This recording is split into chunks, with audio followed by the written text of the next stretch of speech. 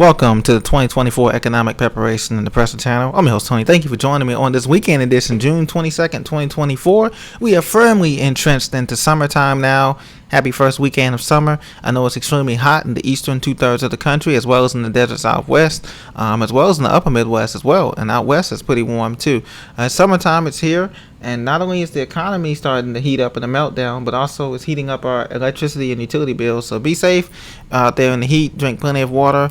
Hydrated, stay hydrated, take breaks if you need to, if you're working outside or indoors, getting things done around the house or elsewhere. So thank you for joining me. We're going to be talking about inflation, higher taxes, and when possibly could the rate cut happen for the United States as other central banks in the European Union and other places begin to think about cuts. Will they be in union? Will they be in unison or in tandem? How would that work? Will we even see a rate cut by the end of this year as we head toward the 7th month of this year, as we go toward the 5 months home stretch, 5 month home stretch of 2024. Ladies and gentlemen, there's a lot to get to. This is going to be a brief video, but I thank you for joining me. Please be sure to subscribe. Tell your friends, neighbors, to get the word out, to subscribe to Preach to Me channel. I appreciate your support and everything, and I do read all the comments. So now we're looking at right now higher taxes, more inflation, and lost benefits, courtesy of MarketWatch.com. How you pay for the supersized U.S. debt. Well, as we continue to have the money printer, we have the world's reserve currency. As you know, that's the good news. The good news is we're still the standard, the U.S. dollar, even though it's the least sickest kid currency in the basket of currencies. It still is the global dominance. The dollar's global dominance is there because there's so many dollars floating around. As you know, China owns a lot of our debt. Russia owns a lot of our U.S. debt denominated in U.S. dollars. So the U.S. living standards is at risk, and the U.S. standard of living is at risk, not because the dollar is going to be phased out, but because the standard of living is going to go down because of the it's going to take more dollars to buy less goods that's going to be available around the world as the BRICS nations form their own little union and pact. And so this is what's going to happen. So right now, quote, Americans enjoy lower taxes, bigger entitlement programs, and a strong currency that's collectively worth about $850 billion a year. Like I said, all of this is premised on two things, the petrodollar and the world reserve currency being the U.S. dollar. But now as these developing nations and BRIC nations and other nations come into play, as you guys know, they're thinking about challenging the dollar. Now, this is going to take some time, obviously. It's going to take time for the BRICS to get all together and all of that. But they're moving pretty swiftly. And things are going to be very interesting, especially since we import a lot of food, a lot of medicine, a lot of equipment needed to prepare some of this infrastructure like utilities, electricities, and all that kind of stuff from other countries. And that's going to be the problem, is that we can't manufacture anything over here besides masks and fast food and debt and car washes and things of that nature and storage units. But we've cut back on the manufacturing of actual goods and services, and the rest of the world has only increased her exporting of goods and services. And so this is going to be a big problem later on down the road. You won't see it immediately, but this is going to be a big problem. The U.S. budget deficit is out of line with long-term fiscal sustainability. Now, a lot of good news is, like I said, I'm not a doom and gloomer. The good news is that America has the biggest, largest developed economy in the world. Naturally, okay, and they have the biggest military in the world. We have over 850 bases around the world, as you know, and so that is in its favor, okay, because they can kind of impose their will in terms of sanctions, in terms of military power and all that. What's not in their favor is, like I said, no manufacturing, and they don't have the U.S. dollar. The more you print, the less it becomes valuable, even for people living in the states or outside of the states who are relying on the U.S. dollar, cost of living adjustments and all that kind of stuff.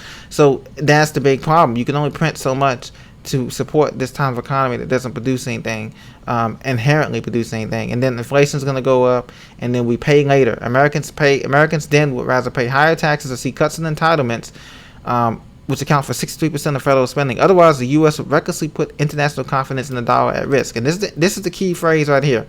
Put international confidence in the dollar at risk. The confidence in the dollar is fading fast in the BRICS nations, Brazil, Russia, India, China, South Africa. They are starting, and even the Middle East, they're starting to think that the dollar is not really backed by anything when it was backed by gold. At least it was backed by something tangible. Now it's backed by just good faith and credit and the military. So people are moving away from that. Now, Jim Wells from Financial Sense article says that cracks started to appear. Be prepared for headwinds into the second half. Here we go. The U.S. economy. These are the cracks he's going to be talking about here. Specifically, we're talking about the unemployment numbers. As you know, unemployment rose above 4% in the last April, May 2 months here. April, May, June, 3 months.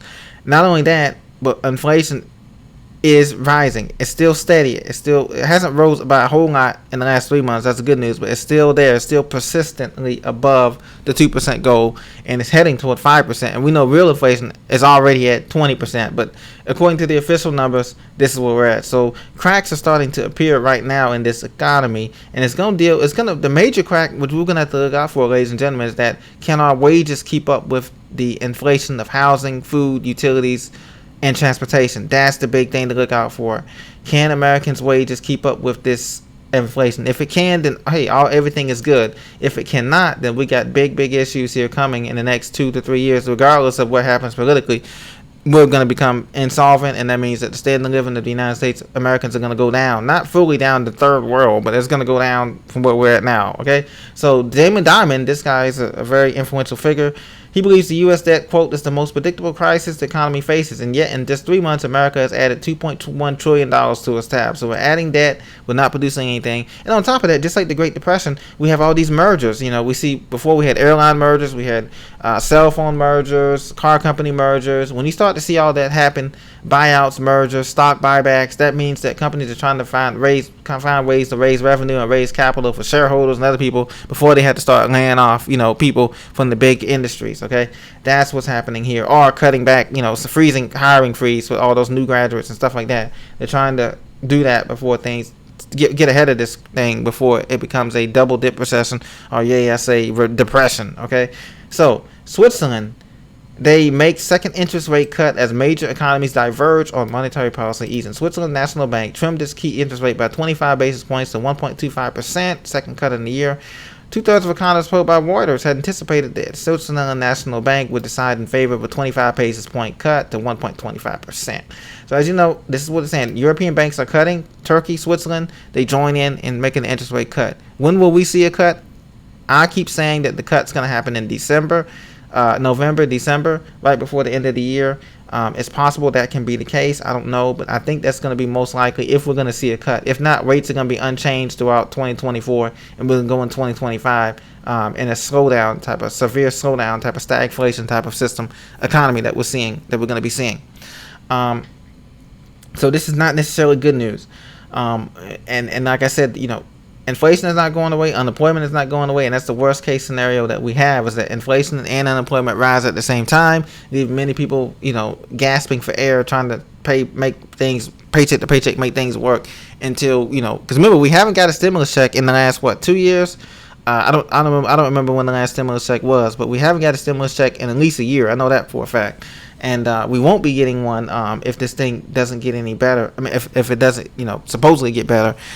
Stimulus checks are gone. We've spent the money, and the taxes are going to go up in a lot of different areas. Taxes are going to go up. Look for taxes to go up on property taxes as these housing values continue to increase in certain parts of the country.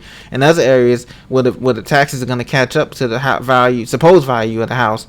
Appraised value of the house. So look for that to happen, and look for these cities to also invent other little taxes. You see these things now where these cities are charging for speeding cameras and all kind of cameras everywhere, that these violations that they see even in the wintertime. If you don't clean your driveway, sometimes they'll give you a snow violation. Some of these homeowner associations, and $25 here. So you look for all these outrageous fees to continue to increase as cities, counties, states, townships, municipalities, and all kind of cohorts realize that the tax dollars are not going to be flowing in as great as they thought, with everybody penny pinching and cutting back on things. So stay smart, stay safe.